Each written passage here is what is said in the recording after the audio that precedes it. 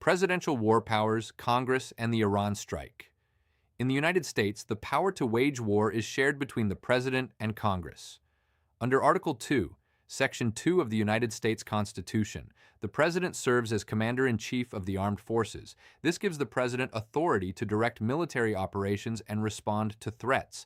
However, the Constitution also gives Congress the authority to declare war. Under Article 1, Section 8, because of repeated conflicts over these powers, Congress passed a major law in 1973 known as the War Powers Resolution. The War Powers Resolution of 1973 can be found in U.S. law at 50 U.S. Code, paragraph 1541-1548. This law was passed during the Vietnam War era to limit unilateral military action by the President. The law establishes three major requirements.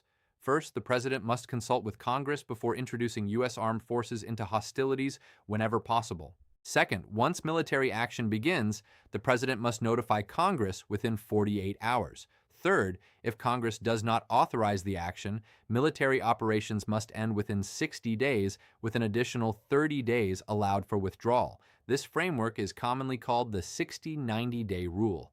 In the recent strike involving Iran, the President ordered military action. Following the operation, the administration notified Congress within the 48-hour requirement in accordance with the War Powers Resolution. After the strike, some members of Congress, particularly among the Democratic Party, raised concerns about whether the President should have sought authorization before the attack. They attempted to use the War Powers Resolution to challenge the action and to require stronger congressional oversight. However, the issue was debated in Congress. Congress ultimately did not pass a binding resolution to restrict or stop the military operation. In effect, Congress chose not to impose new limits beyond the existing law. Because no restriction was passed, the President continues operating under the authority already granted by the Constitution and under the existing framework of the War Powers Resolution of 1973. Although the War Powers Resolution sets rules, it does not automatically stop military action once it begins. For Congress to force an immediate stop, it would need to take stronger legislative action, such as passing a law restricting the operation, cutting off funding for the military mission,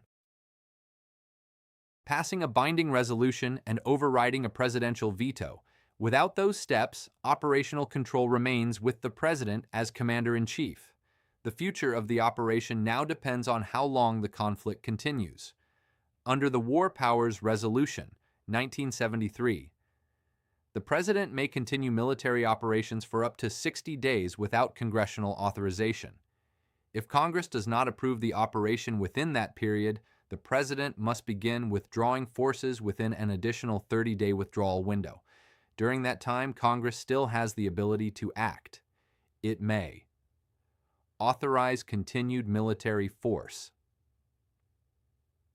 restrict funding, pass legislation requiring withdrawal, or impose new limits on presidential authority. The balance between presidential military power and congressional authority has been debated for decades.